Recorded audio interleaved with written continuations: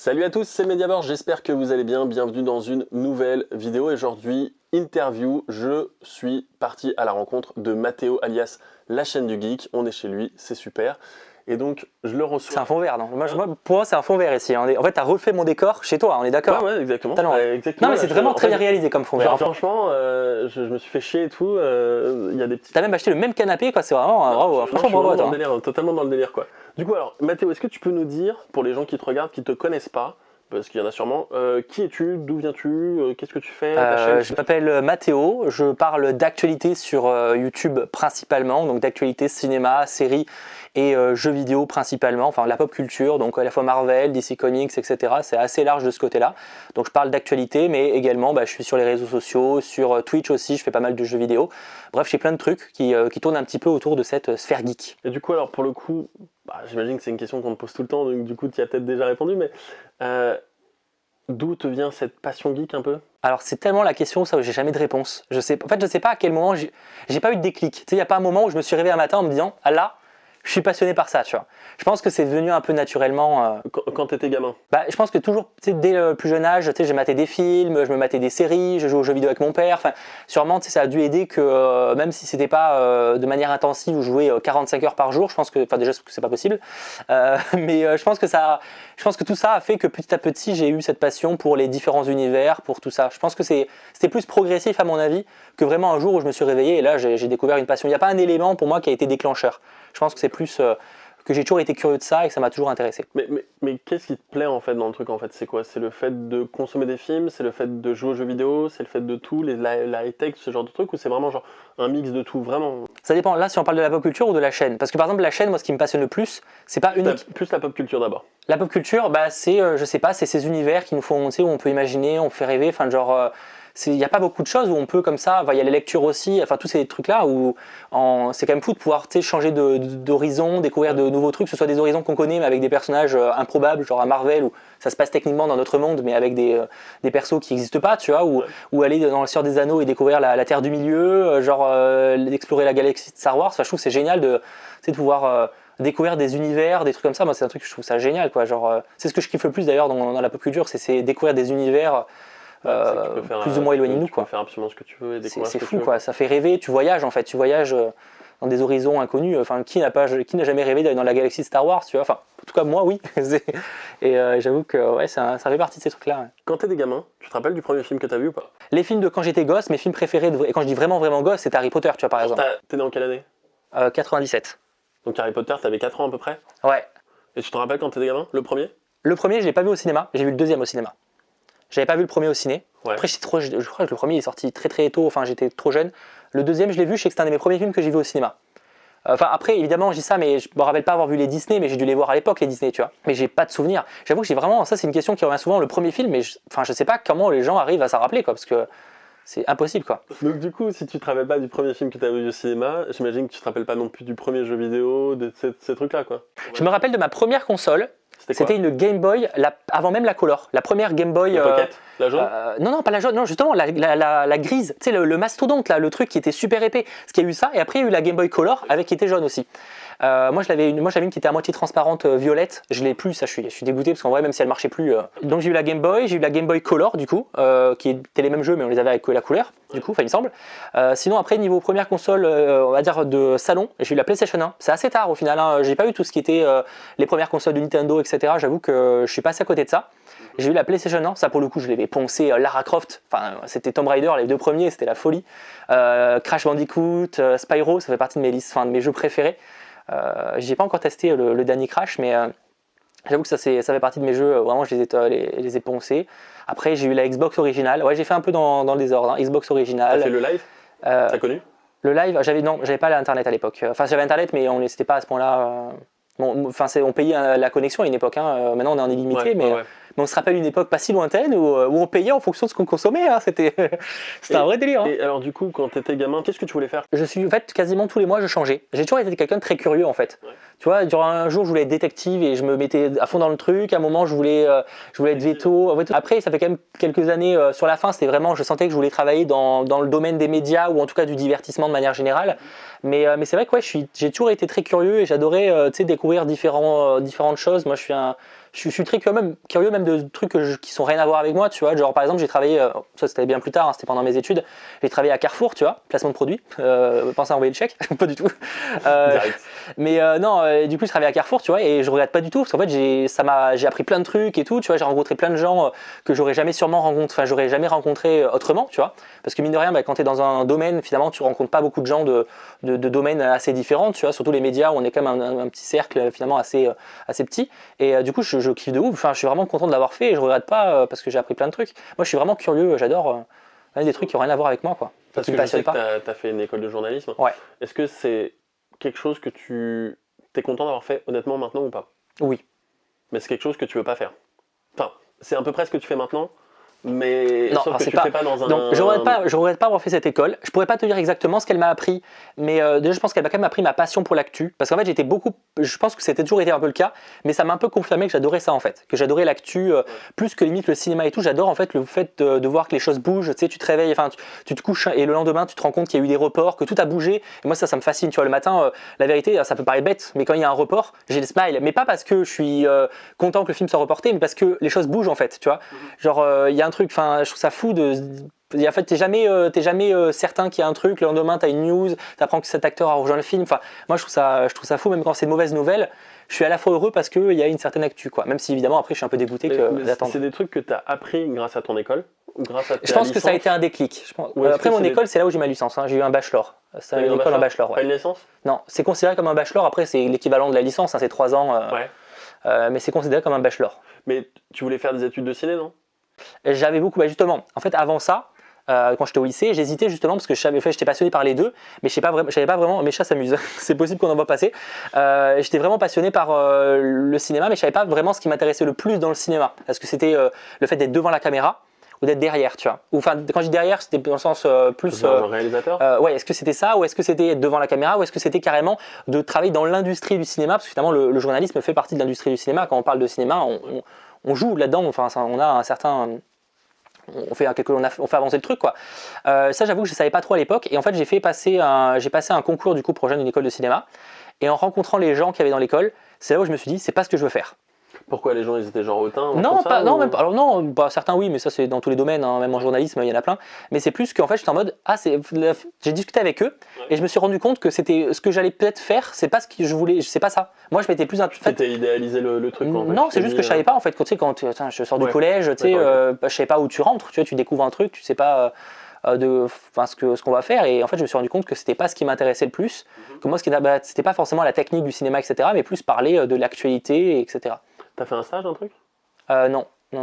C'est-à-dire que t'as fait 3 ans de journaliste? Enfin, j'ai fait en journalisme, on avait des stages, mais bon, je peux le dire maintenant, on s'en fiche. Bon, le premier stage, c'était pas très important, et le deuxième stage, je l'ai fait dans ma propre entreprise. Et il le savait? Oui, bien sûr, il le savait. C'est moyennement réglo, mais c'était. T'étais auto-entrepreneur déjà à ce moment-là? Ouais. Et c'est passé? Bien sûr, parce qu'en fait, le seul truc, c'est qu'il fallait pas que je sois mon propre maître de stage. Bah, du coup, en fait, c'était le cas. Justement, je vais t'expliquer, c'est pour ça que je dis que ça, pour le coup, c'était là où c'était pas trop réglo. C'est que du coup, parce que en fait, tu as le droit, tu peux être dans ta propre entreprise, ça c'était autorisé, mais il fallait qu'il y ait un autre maître de stage. Et en fait, ce qu'on a fait, c'est que mon pote qui devait être aussi, qui n'était pas dans mon école, hein, qui était dans une autre école, lui, un autre domaine, et qui devait faire aussi un stage, en fait, du coup, on s'est pris tous les deux en stage, et moi, du coup, j'étais son maître de stage, et lui était mon maître de stage, officiellement parlant en tout cas.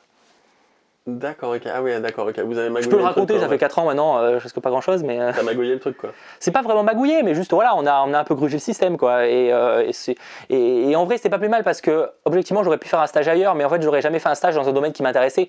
Je me serais retrouvé dans une rédaction d'une chaîne, enfin d'un média local qui parlerait d'actu, de la PQR ou trucs comme ça, donc c'est des trucs genre de l'actu locale. J'en ai rien à faire, moi, tu vois, genre c'est pas ce qui m'intéresse. Moi, je voulais parler de cinéma, séries, jeux vidéo, et c'est ce que j'ai fait, tu vois. Du coup, t'as monté ton truc.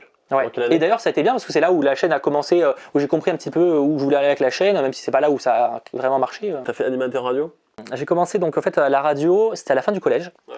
J'ai un pote qui me dit, c'est à l'époque il y avait les web radios et tout, c'est un peu moins populaire maintenant, mais enfin ça a changé on va dire. En gros, j'ai un pote qui me dit ouais, j'ai rejoint une petite web radio et en fait on passe de la musique et on discute, etc. Tu vois, et du coup c'était Pablo, c'est passe par là. Et du coup, je me suis dit, je vais m'intéresser à ça. Et en fait, on a commencé à faire de la web radio. Donc à l'époque, on avait 4 viewers, 4 auditeurs du coup. C'était en quelle année?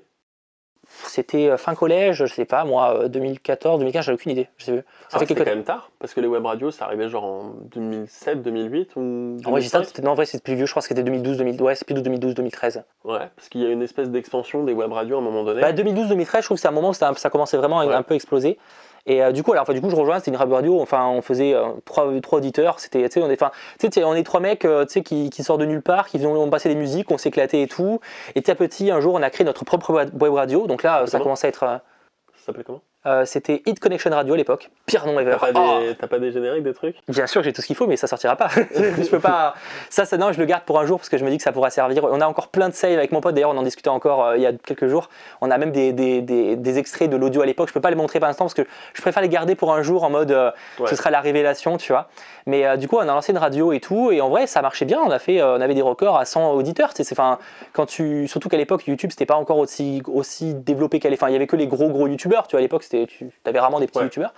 Et c'était trop bien, tu vois. On a fait du 100 auditeurs, on était incroyable. Après, on a rejoint une autre radio à un moment qui était encore plus populaire. Mais une question, comment tu faisais par rapport aux droits, les royalties, par rapport aux musiques? Alors à l'époque, c'était géré par une boîte qui en fait gérait, qui avait des partenariats avec c'est la SACEM, et c'était eux qui payaient les trucs en fait. C'est-à-dire que tu pouvais balancer n'importe quelle musique comme ça? Ouais, ça n'existe plus maintenant. Mais en fait, c'était l'entreprise qui payait la SACEM. Ouais. Après, du coup, ils touchaient l'argent des pubs, nous on touchait pas des pubs, on ne touchait pas d'argent. Mais et ça te manque pas, ça? Ouais, si ça me manque. Ça me manque en fait de ce côté où c'était génial parce que déjà on avait une liberté qu'on n'aurait plus maintenant parce que déjà on avait moins de monde qui nous suivait. Je dirais aussi que les mentalités ont changé maintenant et il y a des choses qui ne passent plus aujourd'hui, qui passaient il y a 6 ans. Ça peut paraître, ça choque certains, mais c'est vrai, il y a des vannes qui. Bien sûr, je ne sais pas à faire des vannes racistes, c'est pas du tout ça, mais malgré tout il y a des vannes, il y a de l'humour noir qui passait à l'époque qui ne passe plus maintenant. Et donc déjà oui ça me manque, mais ça n'arrivera plus. Il n'y a pas ce côté, c'est pour moi comme une époque révolue. C'est bizarre, c'est super. Mais ouais, je regrette pas, mais ça manque des fois un petit peu ce côté où en plus on était, parce qu'on n'avait pas d'image et tout à l'époque, donc on pouvait faire un live en pyjama. Tu vois, t'as plus de délire là maintenant. Alors je dis ça m'arrive d'être en pyjama quand je fais des vidéos, mais il y a juste un t-shirt, tu vois. T'es en audio quoi, donc tu peux vraiment faire ce que tu veux. Non, mais c'est surtout qu'on voit pas le bas en vidéo là en l'occurrence. Ouais. Mais c'est vrai que si ça manque un petit peu ce côté chill où en fait c'était notre rendez-vous tous les samedis en fait de l'année pendant des années avec mon pote. En fait, on se faisait des libres antennes, on recevait des gens à l'antenne, on discutait, on faisait des canulars téléphoniques. Enfin c'était on faisait des dédicaces, on discutait de sujets. Ouais, c'est jamais un truc qui m'a passionné, mais on en a fait quelques-uns. Après, c'était des canulars. Enfin, c'était une autre époque, quoi. Mais justement, tes inspirations radio à l'époque, c'était quoi? Ou qu'est-ce que t'écoutais à la radio? Même toujours, Guillaume Play. Toujours la radio déjà, Guillaume Play, non plus maintenant. Parce que moi, je connaissais quelqu'un qui travaillait à Goom Radio. Ça s'appelait comme ça. Tu connais? De nom, ouais. Je crois que ça a été racheté par Énergie ou ça a été créé par Énergie. Enfin, c'est une des premières web radios qui existaient. Les mecs pouvaient limite faire plus de choses qu'en vraie radio, en fait. Ouais, maintenant c'est plus trop le cas. C'est en fait tout ce qui était CSA, mais même d'ailleurs avec YouTube et tout, il y avait pas. Enfin, au début, tu sens que les libertés se. Après, faut pas toujours dire c'était mieux avant. Je pense que les choses évoluent, on fait des choses différemment, on s'adapte. Les premières vidéos de ta chaîne, c'est, on va dire, j'ai envie de dire, du crash test. C'est un peu ça, non? Tu testes des objets? Non, c'était du test high-tech à l'époque. Du test high-tech. Pas du crash test, donc vraiment du test high-tech. Plus du test high-tech, il y a eu un peu de jeux vidéo aussi, j'ai vu. Ouais, il y avait un peu déjà, tu vois, je touchais un peu à ça. Mais c'est vrai que la high-tech était un truc qui me passionnait un peu plus à cette époque. Et du coup, à quel moment tu t'es dit, en fait, je vais arrêter de faire de la high-tech et je vais parler de plus de pop culture, plus de cinéma, plus de séries, plus d'actu, plus de choses. C'est venu naturellement, comme tout sur la chaîne. Il n'y a pas un moment où j'ai tout changé radicalement. C'était plus que je faisais petit à petit des vidéos. J'ai commencé à en faire des vidéos cinéma, séries. Ça marchait aussi. Et moi, ça me plaisait aussi, parce qu'il y avait ce côté où du coup, tu fais une vidéo et du coup, tu te renseignes un peu plus sur le sujet. Du coup, tu t'en apprends plus et tu as plus de choses à dire. Donc, au final, je commençais à faire plus de vidéos sur le sujet. Parler de déclic, il a quand même eu un, entre guillemets, dans le sens où, quand j'étais du coup à mon école de journalisme, vu que mon école me formait pas vraiment à parler de cinéma ou de séries, etc., enfin, en tout cas, de ce qui m'intéressait, j'étais en mode, au moment, j'ai besoin de me pratiquer parce que c'est chiant, tu vois. Donc j'ai créé un site qui s'appelait hellogeek.fr et donc voilà, petit à petit le côté YouTube est devenu un peu plus important parce que ça me permettait aussi de faire plein de choses là où l'article, enfin c'était ce qui m'intéressait un peu moins. Je suis moins fan d'écrire une vidéo, on va dire, enfin d'écrire un article. Et petit à petit, il y a un moment où je me suis dit mais en fait disons qu'il y avait ce côté où je fais quoi à l'avenir, parce que un site web c'est ultra compliqué de le faire émerger, tu vois. Et du coup il y avait ce côté où je me suis dit YouTube à l'époque personne ne parlait d'actualité, tu vois. C'était ultra. Personne parlait d'actualité, en tout cas cinéma et séries, je connaissais pas. Du coup, on passe tu as un format court à un format plus long, hebdomadaire, enfin un quotidien pour le coup. J'imagine qu'avant c'était hebdomadaire. Puis non, ça a toujours été quotidien. Ça a été même plus. À une époque, quand je faisais du format court, donc ça dépassait pas les 2 minutes, c'était à 3-4 vidéos par jour. Et surtout, tu montrais pas ta tête. Non, c'était que de l'audio. Après, il y avait aussi une question où alors je mettais comme ma tête, hein, je les cachais pas, hein, parce qu'en live et tout, j'avais ma tête. Hein. C'est juste que j'avais aussi pas les moyens techniques. T'avais pas un petit personnage? Si, si, si. Là, par exemple, je me suis un peu inspiré des chaînes comme Trash, etc. à l'époque, où je voulais qu'il y ait un petit personnage qui soit représentatif, tu vois, de ma personne. Et en fait, l'idée à la base, c'était d'avoir plusieurs vidéastes. Et du coup, ça permettait que chaque personne avait en fait son petit personnage, tu vois. D'accord, ok. Et du coup, tu parles de chaîne communautaire, mais quand tu t'es lancé, vous étiez plusieurs. Quand je me suis lancé, j'étais tout seul, mais j'avais pour projet d'avoir d'autres gens. Et j'ai eu d'autres gens d'ailleurs pendant quelques années. Et du coup, ça, c'est un truc que tu veux plus faire? Non. Pour des questions de temps et d'envie, en fait, c'est très compliqué de gérer une équipe, surtout que j'avais pas le budget pour payer qui que ce soit. Ouais, donc c'était totalement Donc en bénévolat, fait, quoi. sauf que le problème, c'est qu'avoir des gens bénévoles qui restent sur le long terme, c'est compliqué. Donc il faut des gens que tu formes. Sauf que quand tu passes, ça prend du temps de former des gens. Et après, bah voilà, s'ils se barrent au bout de 6 mois, c'est compliqué de fidéliser des gens. Donc c'est vrai que il y avait un turnover qui était un peu chiant. Alors j'ai quand même eu des gens qui sont restés longtemps. Bah, Mikey, il bosse encore avec la chaîne. Mais voilà, mais on a fait évoluer le format justement pour rendre un peu plus actuel. Sacha, il est resté très longtemps aussi. Voilà, mais c'est vrai que c'était très compliqué parce que ça prenait un temps fou. Et j'étais en mode, mais en fait, j'en ai plus envie, quoi. Tu vois, de toute façon, les gens commencent à avoir des opportunités. Il y avait Mohamed qui a été recruté chez JV Mag. C'est moi qui, enfin, c'est pas grâce à moi qu'il est parti là-bas, mais je l'ai poussé aussi à dire, mais mec, enfin déjà parce que c'est pas pour qu'il se barre que je dis ça, mais parce que vraiment il avait une opportunité de fou. Je lui dis, mec, accepte. Et il est en mode, ouais, mais ça me fait chier pour la chaîne. J'étais en mode, mec, je m'en fiche, tu vois. Après avoir travaillé avec toi Pendant qu'il travaillait avec moi. D'accord, ok, donc il y a eu. Il l'a recruté pendant qu'il travaillait avec moi et justement je lui ai dit, mais mec, parce qu'en fait au début il était un peu gêné entre guillemets de me laisser, tu vois. Et j'étais en mode, mais en fait, mec, je m'en fiche, vas-y pars parce que t'as une opportunité de fou et je peux pas t'empêcher de. Mec, c'est incroyable, tu vois, t'as une opportunité, tu peux pas la refuser, tu vois. Ils t'offriront un truc que jamais je pourrais t'offrir, tu vois. Ou pas avant des années, tu vois. Ok, justement, j'aimerais savoir comment tu fais. C'est quoi une journée type? C'est quoi la journée type? Là, on parle vraiment de la journée où il n'y a pas un événement ou un truc comme ça. Moi, je te parle juste d'une journée où tu sais comment ça va se passer, il n'y a pas un événement. Déjà, il faut savoir pour ce qui est de la nuit, effectivement, en fait, moi je suis quelqu'un, notamment entre guillemets à cause de mes chats, mais de toute façon, je suis quelqu'un qui a le sommeil très léger et qui en général me réveille 4 ou 5 fois par nuit. Mais par contre, tu vois, je me réveille et je me rendors, mais genre 10 secondes après, tu vois. En fait, c'est des micro-réveils, mais par contre, ça me permet à la fois peut-être aller ouvrir pour mon chat ou notamment aller vite fait sur Twitter, vérifier s'il n'y a pas de l'actu. Ah, tu le fais direct en plus. Ouais, et en fait, du coup, alors, par chance, j'arrive à me recoucher directement, donc des fois, il n'y a pas d'actu, mais ça me permet que quand il y a un report qui annonce à 2h du matin, il y a le tweet qui tombe à 2h du matin. Donc parce tu fais des trucs même à 2h du matin, ouais, c'est vrai. Ouais, ça m'arrive. Alors du coup, j'essaie de faire gaffe parce qu'évidemment, à 2h du mat, t'es pas forcément aussi lucide hein, que quand il est 15h, tu vois. Tu doutes bien, donc j'essaie de faire gaffe et c'est peut-être voilà, mais donc ça déjà il y a ça. Sinon ouais, le matin, alors déjà en fait avant de me coucher, en général, soit le récap est quasiment entièrement écrit, le récap ciné-série, parce que c'est un des trucs qui est quasiment quotidien. En général, il est quasiment complètement écrit le soir en fait. Parce qu'en fait, je passe ma soirée, en général, je me mate un petit film ou quoi, ou je fais un live, et à partir de 22-23h, j'écris mon récap jusqu'à minuit ou 1h, tu vois. Et au moins le lendemain matin, je finalise avec ce que j'ai pas fini d'écrire ou s'il y a des nouvelles news qui ont été rajoutées.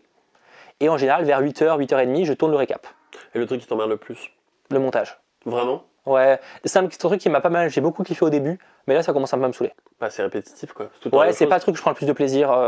Après un récap ça va parce que le récap est pas long, le montage est pas long, mais c'est que t'as des vidéos où c'est des récaps super longs en fait, tu vois, donc ça c'est frustrant quoi. Est-ce que tu écris à la virgule près? Non. Ou tu te fais juste non. Une arborescence et après ouais, ça dépend, la chaîne a beaucoup évolué là-dessus. Il y a une époque où j'écrivais quasiment mot pour mot, et puis maintenant plusieurs mois, voire un an, mais ça fait vraiment quelques mois que maintenant c'est des notes. D'accord. Et c'est de l'impro avec les notes. Alors j'ai quand même des notes avec des fois des phrases écrites. Hein. Cette phrase elle est bien. Quand tu le dis, parce que moi je récite un peu quand j'écris. Et des fois ça m'arrive d'écrire une phrase, mais globalement c'est maintenant de l'impro. Donc tu me dis le process c'est ça, tu écris le matin, enfin tu écris le soir et tu finalises le matin. Ouais, en général, du coup je tourne. Tu fais ça. Donc ouais, je vérifie s'il y a des actus de la nuit que j'ai raté du coup pendant que je dormais. Hein, c'est pas parce que je me réveille beaucoup, parce que j'ai pas des fois raté des actus. Et surtout j'écris pas le récap la nuit hein, pour le coup, je suis pas non plus à ce moment-là. Donc effectivement, je finis d'écrire la récap, vers 8h30 en général je le tourne, et le temps de le monter, etc. En général il sort vers 11h, 11h30, midi. Ouais. Et après l'après-midi en général je fais une petite pause, je mange tranquillement, je me cale devant un film s'il y a besoin. Et après j'attaque, soit c'est de la paperasse, soit ça va être répondre aux mails, soit ça va être avancer sur de grosses vidéos. En faisant des recherches, en écrivant justement d'autres vidéos, peut-être un autre tournage s'il y a un truc, ça marche plus ou moins comme ça quoi. Et comment tu vis le fait que tu travailles tous les jours en fait? Parce que, mettons quelqu'un qui serait dans une autre configuration, par exemple, puis il travaille dans un média, mais il a ses samedis-dimanches, on va dire, d'une certaine façon, ou son lundi-mardi, ou son mercredi-jeudi, enfin voilà, il y a des jours off. Toi, t'en as pas? Tous les jours, tu travailles? Alors, constamment. après déjà, je pourrais pas tu sais, vraiment me couper à 100%, c'est compliqué. J'ai réussi presque à le faire quand je suis parti en vacances cet été où pendant quelques jours, j'étais vraiment quasiment pas sur YouTube. Alors, enfin, il n'y avait pas de vidéo, mais j'étais quand même à un peu checker les commentaires, à tweeter quand il y avait une actu, même s'il n'y en avait pas beaucoup. Je pourrais difficilement me couper à 100%. Par contre, contrairement à une époque où effectivement, là, il y a une époque où vraiment c'était tous les jours, c'était 3-4 vidéos et c'était infernal parce que je sortais plus, je refusais plein de choses. T'as aucune vie. Là maintenant, là honnêtement, non, en fait maintenant c'est que quand il n'y a pas d'actu, je force pas. Ouais. Tu sais, je vais pas essayer de chercher et faire une vidéo pour faire une vidéo. C'est pour ça que depuis maintenant quelques temps, il y a plein de jours où il n'y a pas de vidéo. Parce qu'en fait, aujourd'hui par exemple j'en ai fait une en avance, mais je veux dire, il y a des jours où en fait, je suis en mode, là il n'y a pas d'actu, il n'y a pas de sujet qui m'intéresse, aujourd'hui on glande. Alors quand je dis je glande, je vais regarder la télé, je vais regarder des films, etc. Finalement, c'est entre guillemets du travail dans le sens où, très très vite fait, hein, mais dans le sens où peut-être que c'est des séries que je vais aborder plus tard. Mais c'est du travail. Enfin, Mais oui, mais sauf que par contre, je prends pas des notes. Oui, mais je suis pas dans le cadre travail dans le sens où déjà je fais pas de critique, donc déjà moi en vrai, c'est très rare que j'aborde une série après qu'elle sorte. Ouais. Je suis plus dans le aller faire, tu sais, à suivre leur parcours avant que ça sorte. C'est très rare que je suive après, mais enfin en tout cas sur la chaîne, j'entends. Mais ouais, du coup non, il y a ce côté où en fait des fois maintenant, c'est que quand il n'y a pas d'actu, je force pas. Il y a des fois des choses, tu t'en fous, mais t'en parles parce que tu sais que la communauté va te suivre pour ça. Il y a des moments, des sujets, effectivement, par exemple The Walking Dead. Mais en fait, encore une fois, je vais finir avec The Walking Dead, mais encore une fois, moi ce qui m'intéresse le plus, c'est l'actu. Donc même par exemple, si je regarde pas la série et qu'elle ne m'intéresse pas, Ouais. The Walking Dead par exemple, je regarde plus. J'ai arrêté à la 5e saison, je crois. Peut-être un peu plus, bref, j'ai arrêté. Et en fait, rien que le fait de savoir qu'il y avait par exemple une nouvelle série qui était en préparation, que la série était annulée, qu'il y avait 10 épisodes qui étaient encore. En fait, moi, c'est ça qui me passionne. Je m'en fiche de la série en soi. Enfin, je m'en fiche de pas aimer la série. C'est l'actu, quoi. C'est le fait que c'est intéressant, tu vois. Et j'en ai fait une vidéo dédiée sur The Walking Dead, alors je regarde même plus les dernières saisons. Mais en fait, la vidéo, elle est quand même quali et intéressante parce que je suis pas là pour théoriser sur ce qui va se passer parce que c'est pas le but de la vidéo. Mais je suis là pour partager l'information et qu'on voit mon regard est pas faux. Je suis content d'en avoir parlé parce que vraiment le sujet m'a intéressé, tu vois. Il y a un truc qu'on peut se demander, mais le fait de tout savoir. Je sais pas tout. Est-ce que tu es encore surpris déjà? Est-ce que tu te dis, oh putain, ça je l'ai pas vu venir? Est-ce que, mec, on a eu 2020. On a eu 2020. Comment tu vas avoir prévu tout ce qui s'est passé en 2020? Je prends par exemple l'exemple de Mandalorian. T'as vu Mandalorian? Oui. Le dernier épisode. Si, j'étais surpris. Non, j'étais surpris quand même. Non. D'accord, tu le savais pas. Non. Est-ce qu'il y a des infos que tu sais que tu dévoiles pas? Déjà, il y a ceux que j'ai pas le droit de dire. Ah, donc t'as des infos, mais pourquoi on te les donne alors? Parce qu'on prévient l'après, on prévient les médias, la presse, il y a même ceux que tu as en coulisses, tu vois. Mais parce que je suis pas con déjà, parce que il y a des fois, il y a des studios qui te font confiance en disant ouais, ça on prépare ça, prépare-toi, mais ça permet de te préparer. Ça permet mais le de dis pas. prévoir des vidéos, des ouais, trucs. Ça m'arrive souvent de recevoir un mail en mode ouais, demain on sort un trailer, prépare-toi, tu vois. Ça m'arrive. Et après, il y a ceux aussi, parce que tu sais, j'ai des infos de personnes qui travaillent dans le milieu, qui vont des fois me dire des trucs que je sais fiables. Par contre, moi, comme je me considère pas comme un insider, je suis pas là pour balancer du scoop, tu vois. Je m'en fiche. Enfin, à moi, vraiment, d'avoir du scoop du turfu, où je suis sûr à 100%, mais en général, c'est pas le cas. Je suis pas là pour balancer des scoops, etc. Ça, il y a d'autres personnes qui sont spécialisées là-dedans. Moi, je préfère me reposer sur des sources très fiables. Ça m'arrive d'ailleurs de partager des petits scoops, mais je les partage sous des formats de théorie. Alors, je sais exactement que c'est vrai. Ouais. Tu vois, bon, c'est très rare, mais ça m'est arrivé par le passé de partager un truc que je fais passer sous la théorie, alors je sais exactement que c'est vrai. C'est comme ça, quoi. Voilà, mais je fais passer ça sous la supposition, alors je sais pertinemment que c'est vrai. Tu vois, mais c'est très très rare, ça quand même, qu'il faut soyons clairs. Mais du coup, comme je disais tout à l'heure, il n'y a pas de surprise par contre. Si, parce qu'en fait, j'ai pas tout le temps des surprises, mais par exemple, j'ai cité l'exemple 2020. Bon, déjà, on va pas parler du virus parce qu'évidemment, personne n'aurait pu prévoir ce qui allait se passer avec les reports, etc. Mais même par exemple, je veux dire, le retour de Michael Keaton en Batman dans le film Flash, mais jamais je l'aurais imaginé, tu vois. Le fait qu'on aura probablement les 3 Spider-Man dans Spider-Man 3, jamais. Enfin, genre, il y a un an, j'étais en mode, mais les gars, arrêtez, c'est pas possible. Donc, si, il y a des trucs qui me surprennent. Je me rappelle, tu l'as dit quand même pendant un moment, quand même, ça, les gars. Non, les gars, arrêtez. Oui, mais parce que pour moi, c'était impossible, et c'était impossible pendant longtemps. Non, voilà, c'est pour ça que non, il y a encore évidemment des choses qui me surprennent de ouf. Et c'est ce que j'adore avec l'actu, c'est que ça arrive encore à me bouleverser, alors que pourtant, même ce que tu pensais être comme acquis, le cas notamment de la Snyder Cut aussi, on pensait que ça sortirait jamais, c'était prévu d'ailleurs que ça sorte pas. Quand ils ont annoncé que ça sortirait, t'es en mode waouh, ok, tu vois, genre ouais, bien sûr, je suis assez sur le cul. C'est quoi le truc où t'es le plus fier sur ta chaîne? Je sais pas dans quoi ça rentre, mais c'est d'avoir duré, qu'au bout de 3-4 ans, j'arrive toujours à produire autant. Tu sais, je produis quand même une vidéo par jour, tu vois, ça peut être. Tu sais, genre, il y a beaucoup de vidéos. En fait, il y a beaucoup de vidéastes qui ont tenté de faire des formats aussi réguliers. J'en ai vu plein à une époque. Mais en fait, la plupart, ils tiennent pas plusieurs mois. Et moi, c'est ce que je suis content, c'est au bout de quelques années, de continuer à réussir à en faire en ayant quasiment fait jamais de réelles grosses posts, tu vois. Et du coup, dans l'autre sens, professionnellement, Parce que là, c'est personnellement, juste professionnellement. Bah, d'avoir réussi à faire évoluer le format, d'avoir de plus en plus de contacts avec des personnalités importantes, que ce soit des studios, etc. D'avoir un certain respect. Ça paraît con, mais tu sais, genre que les gens savent que tu existes et qu'ils pensent à toi s'ils ont un truc à faire, etc. Il y a ce côté, c'est agréable, tu vois. Alors certains diront vendu, mais je pense qu'il y a aussi l'aspect où c'est toujours gratifiant quand on apprécie. Non, mais c'est vrai. Certains diront vendu, je regarde Ouais, le bon, décor. après moi, je suis un placement de produit. Mais après, c'est le bon plan pour les marques. Hein. Je suis un panneau publicitaire, mais après, parce qu'en même temps, voilà, moi, tu me proposes un t-shirt Mandalorian, bah, je kiffe, tu vois, il y a pas, tu vois, genre, en même temps, je suis quelqu'un de simple, mais. Je pense que tout le monde te le dit, mais je suis hyper jaloux de ça, tu vois. C'est tout con, hein. Le parc, ouais, le Kawaii Jurassic Park, là, il est c'est incroyable, tu vois. Genre. Si tu devais prendre quelques objets, vraiment, si tu devais garder, alors je sais que c'est compliqué parce qu'on a tellement offert des objets que je vais pas te foutre dans la merde avec d'autres marques, peut-être, mais non, genre, attention, il faut savoir que c'est là où on m'envoie plein de trucs, mais j'ai aucun deal, aucun. Genre, je peux insulter Hasbro, bon, j'ai évité par principe, mais j'ai pas d'intérêt. Demain, tu refais ton décor, qu'est-ce que tu garderais vraiment? Par exemple, 5 trucs. Parasol Netflix, qui est là depuis le début, parce qu'on le trouvera pas partout. Le Sleep the Boys, je dirais. En fait, je dirais beaucoup tous les trucs un peu qui ont une histoire avec moi. Tu sais, dans le sens, par exemple, c'est con, mais la boîte DC Fandom, elle est importante parce que elle est liée à un événement que j'ai partagé avec Sacha, le fait qu'on m'avait envoyé la box un petit peu en avance pour pouvoir avoir quelques infos sur l'événement. Enfin, tout ça qui fait que c'est des objets, par exemple, que j'ai acheté moi-même ou que j'ai reçu dans, par exemple, des pop. Bah, je sais pas ce que je vais garder le plus parce que il n'y a pas d'histoire sur la plupart des pop, tu vois. Ce qui est le plus intéressant, c'est les objets que j'ai eu l'occasion de recevoir, que ce soit dans des événements, etc., pour diverses raisons d'ailleurs, mais je dirais que c'est ce qui marque le plus parce qu'il y a une histoire à raconter avec ces objets-là, tu vois. Le Parasol Netflix, bon, je pourrais pas le dire là parce que j'ai pas vraiment le droit, mais il y aurait des choses à raconter, tu vois, genre le Sleep the Boys, pareil, enfin, genre la boîte DC Fandom, la Batmobile, etc. Donc c'est des trucs. Le Parasol Netflix, c'est en rapport avec The Witcher? Pas du tout, pas du tout. Je l'ai pas du tout eu en tant que vidéaste. C'est quoi le truc que tu as par rapport à The Witcher ici? Ça. Ça, c'est important? Par exemple, oui, c'est cool, c'est le médaillon du coup que porte le sorceleur Geralt of Rive. Bon là, la chaîne est partie. Après, The Witcher, ce que je retiens le plus, c'était le fait que j'ai été invité en Pologne.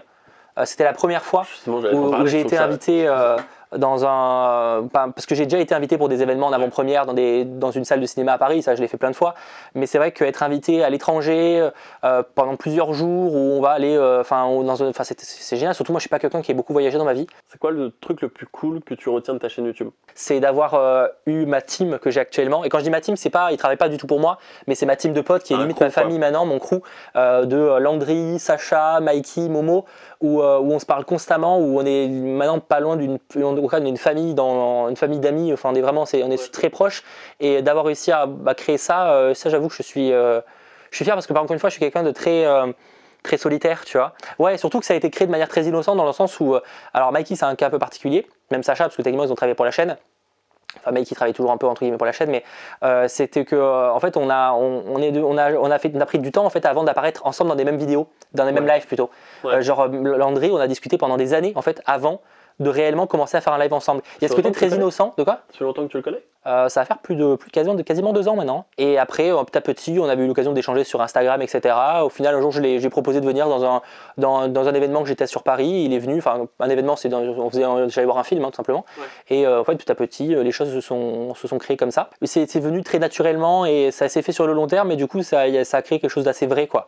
Et ça, ça fait partie des trucs dont je suis le plus fier parce qu'un événement, c'est cool d'être invité en Pologne, mais là, on parle d'amitié très forte. C'est pas juste des youtubeurs entre eux qui se sont dit on va faire un crew. Non, c'est ça en fait. À la base, on a pris du temps à se mettre en public tous ensemble parce que justement, on est en mode on veut pas qu'il y en avait aucun de nous qui voulait que. Non, c'est même pas des gens, c'est plus l'autre. On voulait pas que. Landry, par exemple, a vraiment pris du temps avant de nous proposer d'annoncer live et inversement parce qu'on voulait pas que ce soit dans l'idée que ah ouais, mais je veux pas qu'il pense qu'on soit potes juste parce que je veux qu'il fasse ma promotion, etc. Et donc en fait, on a pris des années en fait avant de se mettre en avant, tu vois. Tu me parlais des fiertés de la chaîne et ce que tu avais fait. Je suis surpris que tu m'aies pas parlé de de ton live, les Hello Geek Awards, ce genre de choses? Oui, c'est vrai, j'aurais pu en parler parce que je pourrais citer des 100 milliards de trucs dont je suis fier sur la chaîne. Effectivement, les Geek Awards, j'en suis fier. C'est un événement qu'on produit à 100%. J'ai pas d'aide d'un network, d'un studio, enfin évidemment maintenant je fais appel à une petite équipe qui fait des petits courts-métrages quand ils ont l'occasion, mais tu vois, c'est du bénévole à 100%. Enfin, je veux dire, c'est un événement qui coûte plus cher que ce que ça rapporte, hein. Mais ouais, donc les Geek Awards, pour ceux qui connaissent pas, c'est un peu l'équivalent des Oscars, mais on veut un truc beaucoup plus chill. Et ouais, j'en suis fier parce que on sera bientôt à la 3e édition. Même si, bon après, je pense qu'au moment où tu vas sortir la vidéo, j'aurais déjà annoncé ça, mais il n'y aura pas une édition 2021, ce sera un cas un peu spécial. On fera une version summer, mais ce sera un peu spécial. Effectivement, j'en suis fier parce que c'est pour montrer qu'on peut faire des projets un peu plus ambitieux aussi, tu vois. Moi, par exemple, tu vois, il y en a qui dit ouais, pourquoi tu fais pas de court-métrage et tout, parce que j'en ai rien, parce que ça m'intéresse pas. Ouais, tu vois, j'ai aucun intérêt. Ça m'intéresse pas de faire des courts-métrages. Par contre, effectivement, faire des projets un peu comme ça, comme un petit talk show où il y a plusieurs caméras, il y a une régie, il y a un mec qui gère les réseaux sociaux, il y a du travail, il y a beaucoup de travail, etc. Où c'est des semaines de préparation. Ouais, c'est un peu cool et ça montre aussi qu'on peut faire des choses un peu différentes, etc. C'est pas un truc qu'on peut faire toutes les semaines, mais je trouve ça cool, ouais. Donc je suis vraiment content des Geek Awards, tu vois. Je pensais quelque chose que je voulais te dire depuis tout à l'heure. Je te l'ai dit également en off. Je trouve que t'es quelqu'un qui est jamais dans les emmerdes.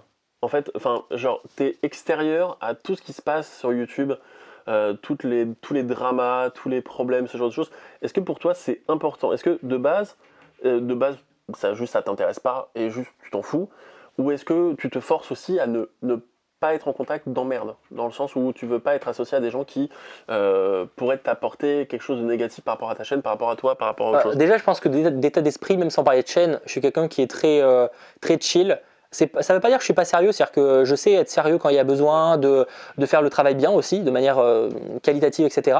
Et en général, quand j'ai un problème, quand par exemple j'ai toujours été comme ça dans la vie, c'est pour ça que il y a beaucoup de gens avec qui j'étais ami que je ne suis plus maintenant, parce qu'en fait, dès que c'est des gens que je sens que c'est en train de me prendre un peu la tête, je trouve que c'est pas le but en fait. Des gens qui te prennent la tête, ça pas. Je préfère Il y a des trucs qu'on peut pas. On est obligé de se prendre la tête. Genre la paperasse. Quand tu gères une entreprise, l'administratif, t'es obligé de te prendre la tête. C'est comme ça, c'est la vie. Tu peux pas à moins de tout déléguer à quelqu'un, tu peux pas t'en passer. Donc en fait, il y a des trucs, je sais que je suis obligé de me prendre la tête. Et je me dis que tout ce qui est amis, relations et tout, j'ai pas envie de me prendre la tête pour ça en fait.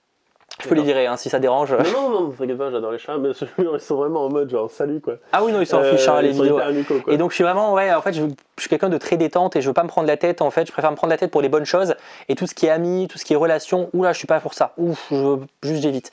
Et du coup, YouTube, ça représente un peu comme ça aussi, dans le sens où, en fait, j'aime bien me faire mon truc dans mon coin. Après, le fait que je sois solitaire, ça aide aussi, tu vois, je suis pas dans le but de me faire, j'ai pas lancé la chaîne dans le but de me faire des potes, tu vois. Ouais. Ça arrivait. Parce que ça arrive toujours, de toute façon, voilà. Mais c'était pas le but, tu vois. Et vraiment, je suis en mode, j'aime bien dans mon coin, faire mon truc dans mon coin. En fait, juste, je me prends pas la tête, en fait. Je suis pas, je me prends pas pour quelqu'un d'autre. Juste, je suis en mode, je suis la même merde que tout le monde, tu vois. C'est pareil con, mais je suis pas plus que les autres ou moins bien que les autres. On est tous au même niveau et je m'en fiche. Juste, je prends pas plus d'intérêt en fait. Tu as actuellement environ 160 000 abonnés, on arrondit environ, parce que le temps que cette vidéo sort, tu seras peut-être même à 175. Ah, 200 000, hein, peut-être qui sait, peut-être pas quand même. Qu'est-ce que ça représente pour toi? Est-ce que c'est juste un chiffre? Est-ce que ça représente quelque chose, une fierté? Est-ce que tu es content? Est-ce que tu n'es pas content? Est-ce que pour toi c'est extérieur? Est-ce qu'il y a une envie d'avoir plus? Honnêtement, tu vois? Bon, évidemment que je suis content, ce serait, tu sais, genre, c'est le genre de truc, tu t'imagines avoir 100 000 abonnés quand t'es été, parce que moi j'ai grandi avec YouTube comme beaucoup je pense, effectivement tu auras des vidéos, des abonnés à 100 000, tu vas effectivement avoir le trophée parce que je vois le cadre, mais il est caché, c'est ça que je veux dire par là. Alors, objectivement, c'est pas qu'il est caché pour être caché, c'est juste que tu veux que je le mette où? Ouais, j'avoue. Honnêtement, pour le coup, il n'est pas caché parce que je veux qu'il soit caché, c'est juste que je ne sais pas où le foutre.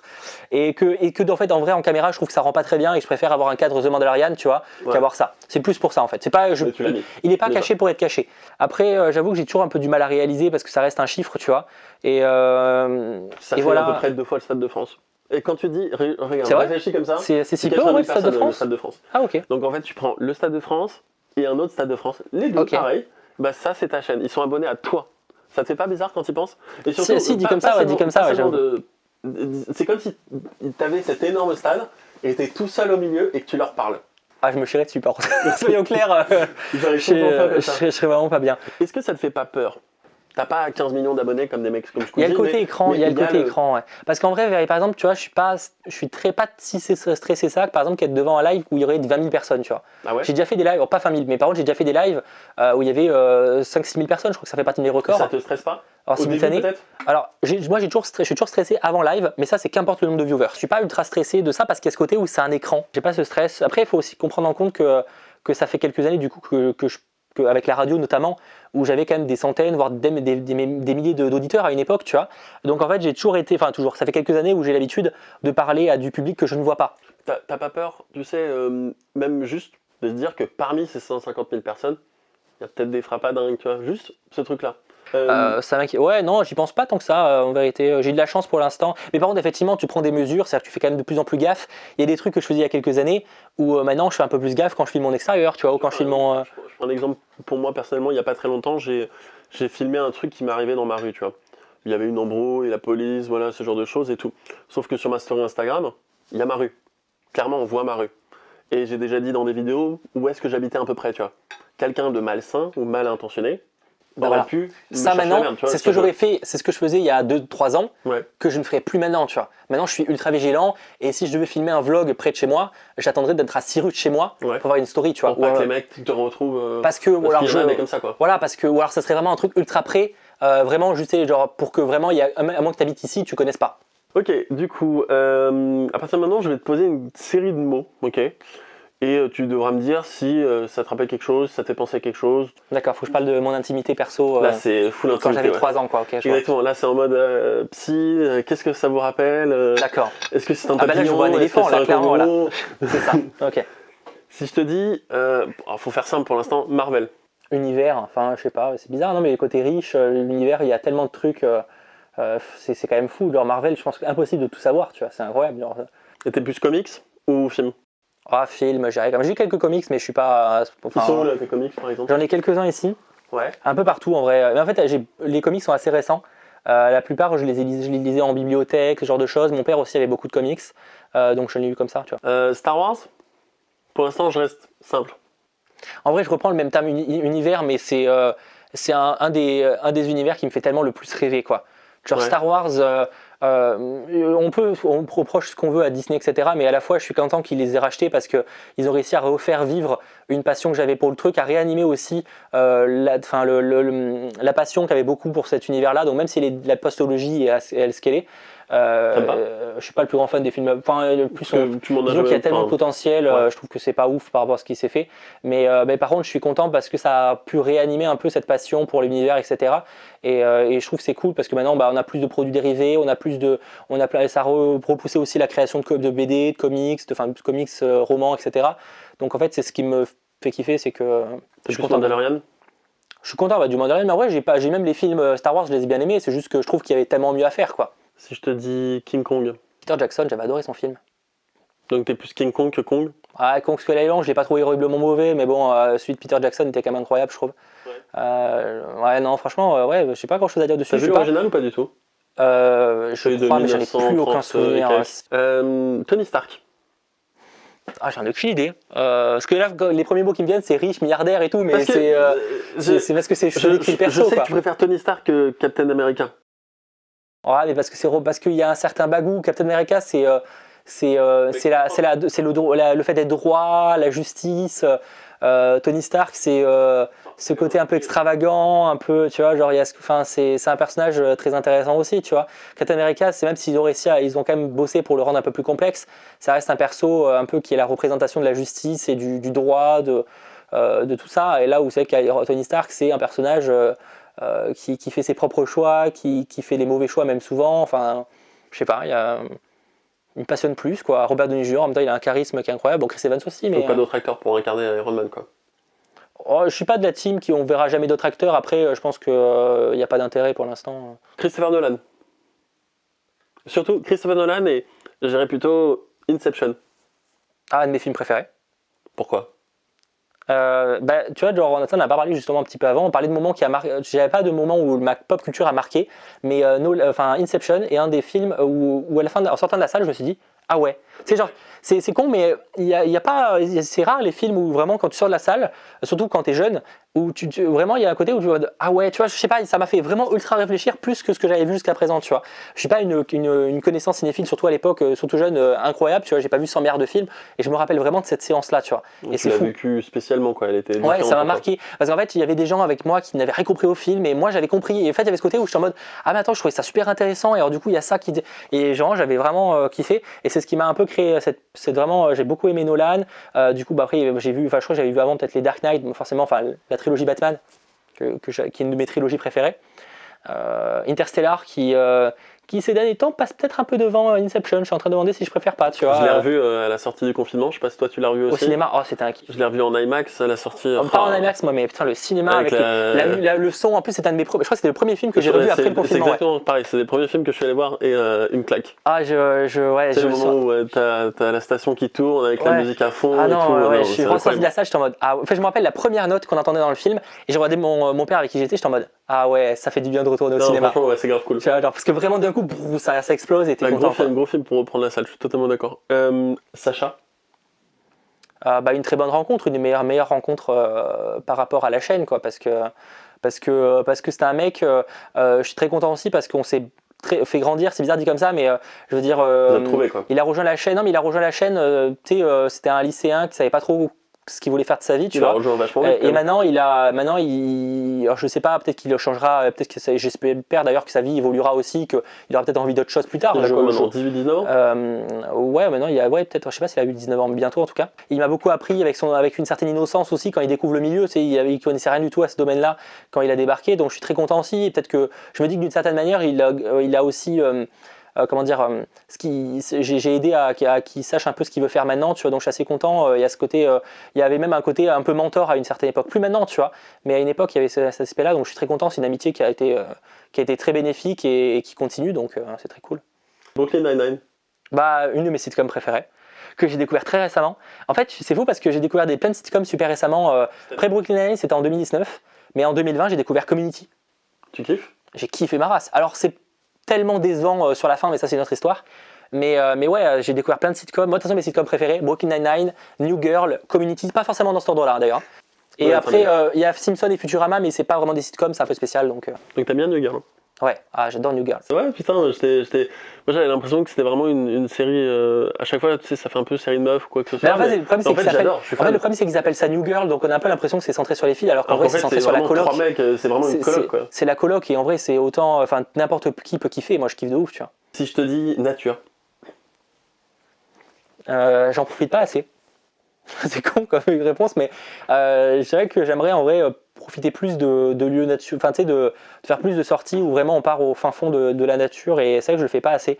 Il y a pas longtemps, je suis parti une après-midi à la neige de manière complètement improvisée, une après-midi, tu vois, tranquille, et en vrai je suis en mode mais il faudrait que je fasse tellement ça plus souvent, quoi. Pas forcément à la neige, mais tu sais, tu pars une journée, tu sais, où tu vas en plein, enfin tu vas te balader, et je pense que je le fais pas assez, et c'est dommage parce que ça fait du bien des fois, tu sais, le calme de la forêt ou de la nature, et ouais, ça change un peu. Je pense qu'il faudrait que je le fasse plus souvent.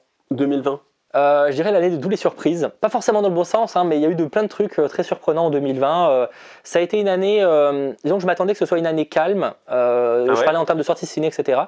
Ça a été techniquement le cas, hein, si on parle en termes de sorties, on n'a pas eu beaucoup. En vrai, ça aurait pu être pire. Enfin, pire. Alors, quand je parle encore une fois, je parle de moi personnellement. Hein, j'entends pas évidemment parce que c'est très grave ce qui s'est passé en 2020, on est d'accord. Mais personnellement, en termes de carrière, etc., je m'attendais que ce soit une année quand même assez calme. Ça l'a été, mais ça aurait pu être pire. J'ai quand même eu des opportunités, etc. J'ai eu pas mal de rencontres, même si c'était à distance. Ça a été aussi l'occasion de s'adapter parce que malheureusement, c'est toujours intéressant de s'adapter à des situations. Il faut malheureusement le faire. Et moi, je suis quelqu'un qui m'adapte très vite en général. Mais ouais, une année assez étrange. J'ai un peu du mal à expliquer, mais. Je suis pas totalement déçu, il y a eu des bonnes choses en 2020, faut quand même pas. Mais effectivement, ouais, le virus a pas mal bouleversé ce qu'on a. Donc a pas mal bouleversé les plans, quoi. Et alors la dernière chose, plutôt Mathéo ou plutôt la chaîne du geek? Mathéo. Pourquoi? D'ailleurs, depuis quelques temps, la chaîne du geek s'appellera toujours pour l'instant comme ça, il n'y a pas prévu de changer, mais c'est vrai que j'aime bien ce côté où, en fait, c'est ce côté personnalisé. Maintenant, voilà, c'est Mathéo, les gens me connaissent sous le nom de Mathéo, j'ai mis pas mal en avant là-dessus, et c'est pour simplifier le truc. Et non, après, on peut m'appeler la chaîne du geek, y a pas de problème, hein, c'est le cas, hein, mais ouais, Mathéo Sapin, et en fait, il travaille pour la chaîne du geek. Enfin, je sais pas, il y a ce côté, c'est moi. La chaîne du geek, c'est le média, la chaîne. C'est le nom de la chaîne, et voilà, je suis dessus. Enfin, je sais pas, alors que c'est quand même moi qui l'ai créé à 100%, etc., y a pas de problème, mais ouais, je sais pas, genre, j'aime bien ce côté où, et ce côté un peu plus personnel aussi, il y a ce côté où j'apporte un peu plus de personnalité à mes vidéos, à mes lives, etc. Mais je peux être avec des réactions un peu plus personnelles, etc. Donc c'est cool aussi, quoi. Bah écoute, je te remercie beaucoup Avec plaisir. pour cet échange. C'était extrêmement intéressant, vraiment. Je crois que j'ai jamais fait une interview aussi longue. Au niveau montage, ce sera la pire vidéo de ma vie. J'imagine. Ou peut-être que ce sera du one-shot total, je ne sais pas. En tout cas, c'était hyper cool, donc merci beaucoup. Évidemment, pour les gens qui sont encore là, n'hésitez pas à aller checker la chaîne de Mathéo, elle sera évidemment en description. Bon bah écoutez, merci à tous d'avoir suivi cette vidéo. On se retrouve une prochaine fois pour une prochaine vidéo. N'hésitez pas à vous abonner, à liker, à partager et évidemment, comme j'ai dit, à vous abonner à la chaîne de Mathéo. C'était Mediabord. Pour le coup, chez Mathéo. Allez, je l'avoue, c'était pas un fond vert. Et, Ah ouais, c'est mon sol. Exactement. Et ciao. Ciao.